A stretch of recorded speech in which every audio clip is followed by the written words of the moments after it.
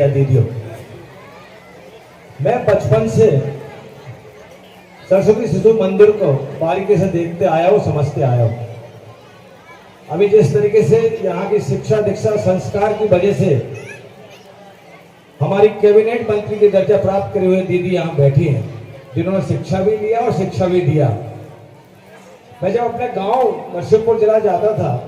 जहां वाहनों की व्यवस्था नहीं, बैलगाड़ी और छकड़ों से हम लोग जाते थे, उस समय भी बड़े गांव में जो दीदी भैया पढ़े हुए होते थे 9वीं 10वीं 11वीं तक, वो अपने गांव के साथ साथ 8-10 गांव में साइकिल से पैदल जा जाके पढ़ाते थे। बड़े शहर के शिक्षित बच्चों के द्वारा भी वहां पढ़ाया जाता था। और वो काम उस समय सरस्वती विद्यालय के द्वारा हमारे उन गांव में, जहां पर शिक्षा की व्यवस्थाएं नहीं थी, जहां स्कूल नहीं थे, जहां किसी प्रकार की साक्षरता की तरफ झुकाव नहीं था लोगों का, उस समय जो विद्या भारती का ये संस्थान लगातार हम लोगों के बीच में शिक्षा का काम किया है। और ये मैं कह सकता हूँ शिक्षा सबसे बड़ा दान है। उस समय ऐसा स्थिति नहीं थी कि उनको बहुत अधिक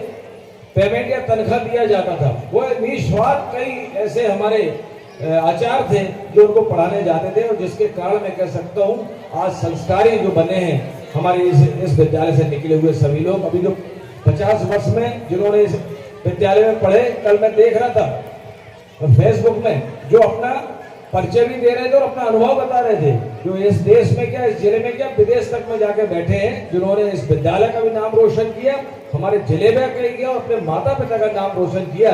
ऐसे विद्यालय के सभी आचार्यों को, संस्थान को मैं बधाई और शुभकामनाएं देता हूँ। जय हिंद, जय भारत।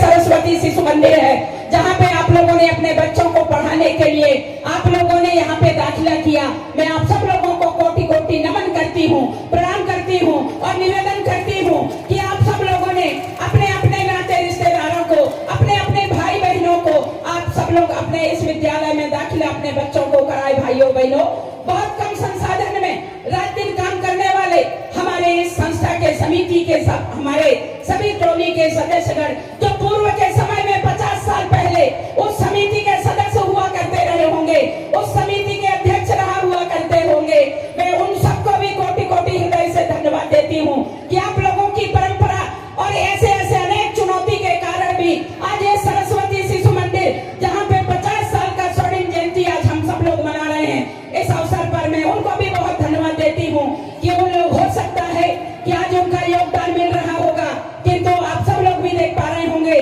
कि ऐसे महामारी इस विश्व के अंदर, इस देश के अंदर आया, तो जहाँ पे हमारे कई लोग चले गए, हो सकता है कि उस समिति को आज यहाँ पर लाने वाले ऐसे हमारे भाई बहन नहीं होंगे। उनको भी मैं श्रद्धांजलि सुमन अर्पित करती हूँ कि आप लोगों का त्याग और आप लोगों के लगन के कारण आज ये सरस्वती शिशु मंदिर कई चुनौतियों को पार करते हुए आज 50 साल पूरा किए हैं। भाइयों बहनों, मैं आप सबसे निवेदन करती हूँ कि इस विद्यालय का महत्व समझते हुए, चाहे हमारे प्रशासनिक अधिकारी बन करके आज इस विद्यालय से निकले होंगे, चाहे हमारे जनप्रतिनिधि निकले होंगे, चाहे सामाजिक संगठन में काम करने वाले रहे होंगे, चाहे व्यापारी बन करके आज देश राष्ट्र के लिए नाम कर रहे होंगे, काम कर रहे होंगे, ऐसे सभी भाई बहनों से प्रार्थना करती हूँ कि एक एक बूंद से ये घड़ा भरता है, तो निश्चित ही आप सब लोगों ने जो परंपरा के अनुसार जो ईश्वर ने आप लोगों को क्षमता दी है, उस क्षमता का छोटा सा अंश आप लोग सरस्वती शिशु मंदिर के लिए लगाएंगे,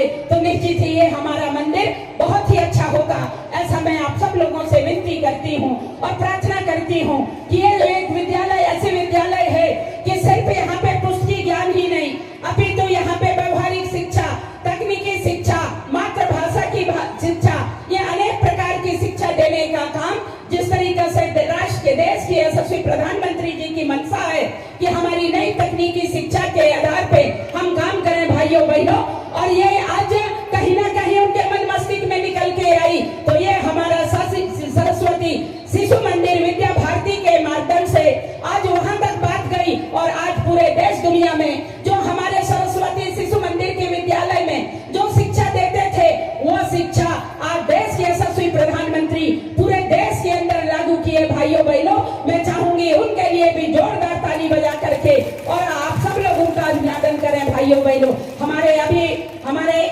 विद्या भारती